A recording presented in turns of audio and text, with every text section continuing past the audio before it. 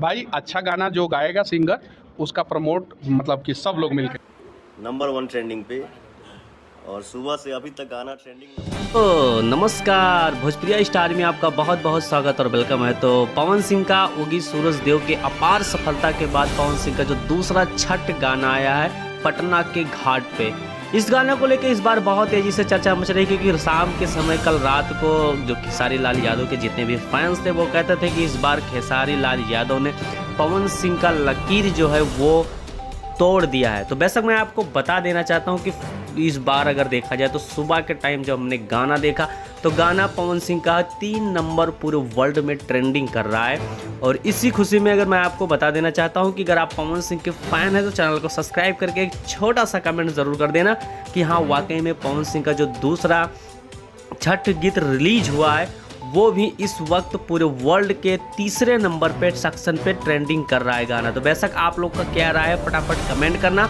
और बहुत जल्द मिलते हैं नेक्स्ट वीडियो में। जय हिंद, जय बिहार।